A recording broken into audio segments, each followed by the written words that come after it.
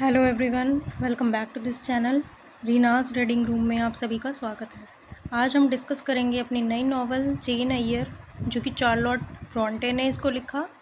और Charlotte Brontë के बारे में सबसे पहले हम उनकी जो लाइफ है उससे रिलेटेड कुछ जान लेते हैं। उनका जन्म 21 अप्रैल 1816 को थॉर्नटन, यॉर्कशायर, इंग्लैंड में हुआ था। Third of 6 children including sisters Emily and एने, जो कि खुद भी राइटर्स हैं।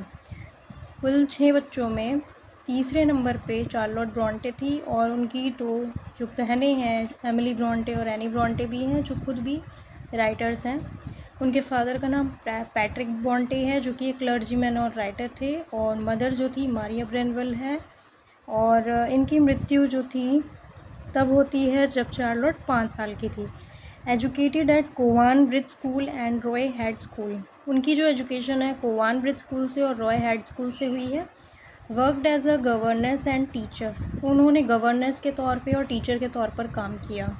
उनकी जो मृत्यु होती है 31 मार्च 1855 को प्रेगनेंसी कॉम्प्लिकेशंस की वजह से हो जाती है। अब कुछ इंटरेस्टिंग फैक्ट्स हैं जो इसके बारे में हम जान लेते हैं। Wrote under the pseudonym Currer Bell to conceal her gender. मैंने आपको पहले एमिली ब्रॉन्टे के बारे में बताया था, जो इनकी ही सिस्टर थी। उन्होंने अपना नाम चेंज कर नोवेल्स लिखी थी और उनको पब्लिश कराया था। तो इसी तरह से चार्लोट ब्रॉन्टे ने भी अपना नाम जो था क्यूरर बेल, जो कि मेल फिगर, उसके नाम पर अपना जेंडर चेंज करके अपनी जो नोवेल्स हैं उनको लिखा था और उनको पब्लिश कराया था।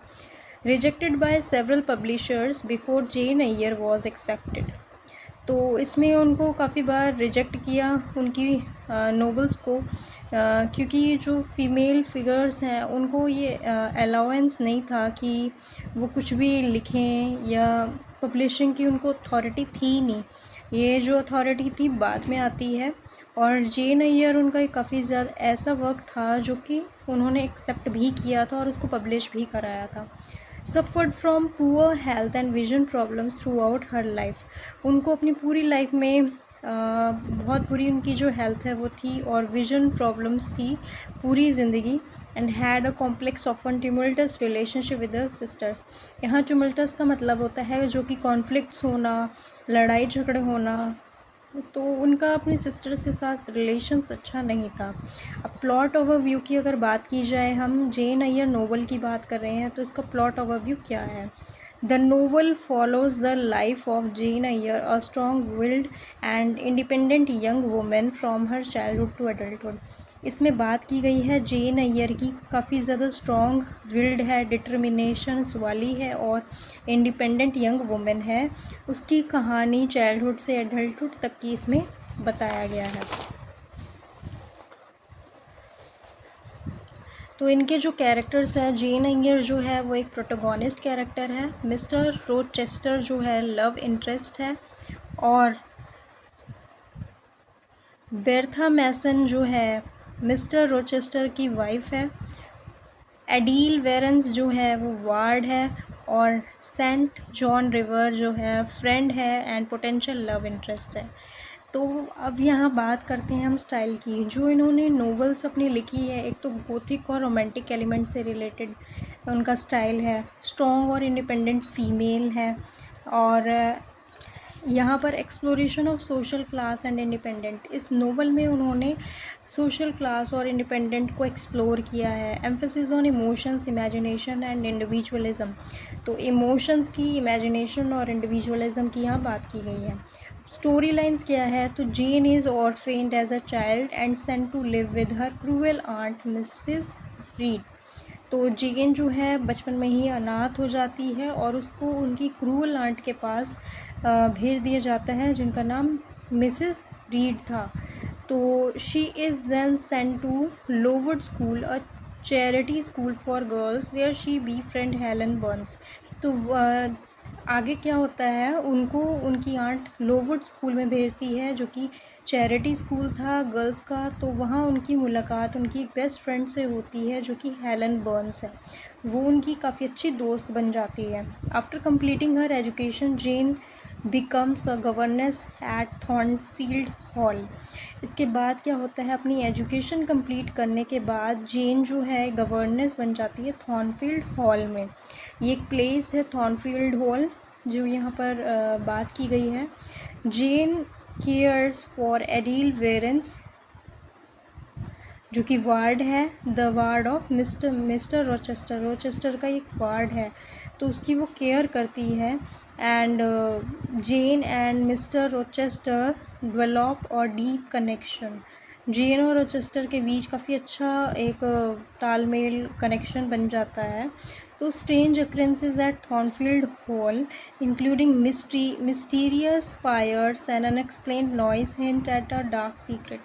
तो वहाँ क्या है, कुछ अजीबोगरीब आग जलना और अजीब सी जो थी अंधेरा रहना, कुछ आवाज़ें आना अंधेरे में, तो ये सब होता रहता था। तो सीक्रेट क्या रिवील होता है, Jane discovers Mr Rochester is married to Bertha Mason. पता चलता है जेन को, जब उसे ये पता चलता है कि मिस्टर जो रोचेस्टर है वो पहले से ही शादीशुदा है, और किससे, बर्था मैसन से। Jane flees Thornfield Hall heartbroken and morally conflicted. तो इससे क्या है, उसका झगड़ा हो जाता है और उसका दिल भी काफ़ी ज़्यादा वहाँ टूट जाता है। अब आगे बात करते हैं इंडिपेंडेंस एंड सेल्फ डिस्कवरी की। तो Jane faces poverty and hardship but maintain her integrity. Jane face करती है गरीबी को, कठिनाइयों को, और मेंटेन करती है इंटीग्रिटी पे। She finds refuge with the John Rivers family where she develop feelings for saint John River. इसके बाद क्या होता है, जो उसका फ्रेंड बनता है सेंट जॉन रिवर, वो उसके साथ काफ़ी अच्छी, उसकी फैमिली के साथ घुलती मिलती है, और एक अच्छी फीलिंग उसके अंदर जॉन रिवर के लिए आ जाती है। Jane inherits a fortune for a distant uncle. तो उसको इनहेरिट्स मिलती है, फॉर्च्यून मिलती है अपने डिस्टेंस अंकल से। तो रीयूनियन और रिसोल्यूशन की बात की जाए तो John returns to Thornfield Hall to find it destroyed by fire. तो जॉन जो है returns to Thornfield Hall to find it destroyed by fire. यहाँ जो जॉन है वो वापस आता है।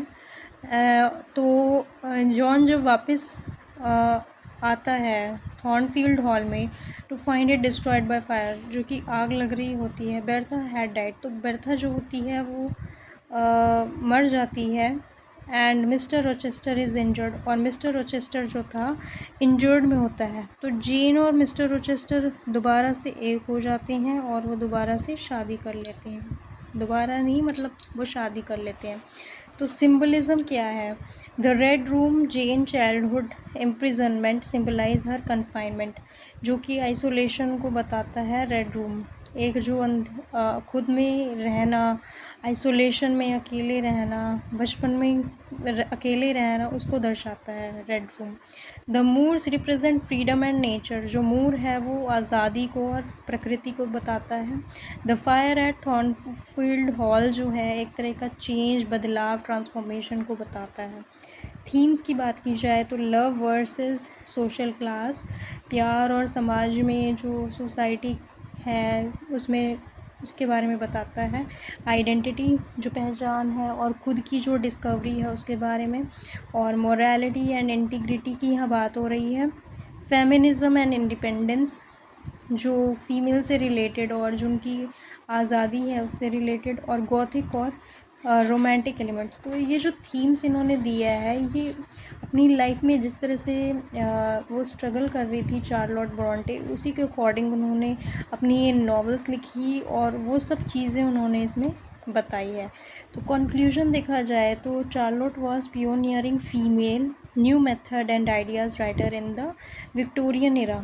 तो चार्लोट जो है पियोनियरिंग फ़ीमेल है, एक ऐसी फ़ीमेल है जिसको न्यू मेथड्स और आइडियाज़ आए, और उसके थ्रू क्या हुआ, विक्टोरियन एरा में एक नाम आया कि हाँ, अब जो लेडीज़ हैं वो भी कुछ लिख सकती हैं, उनको भी ये फ्रीडम है कि अपनी जो बातें हैं वो कह सकती हैं और एक राइटर बन सकती हैं।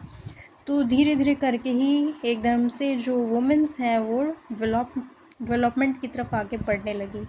Brontë legacy has inspired generations of writers and feminist thinkers. तो इस तरह से जो फीमेल है वो आगे आई और उन्होंने, ब्रॉन्टे ने क्या है, एक तरह से लीगेसी दे दी लोगों को, आगे की जनरेशन्स को ये इंस्पायर किया कि वो भी राइटर बन सकती हैं।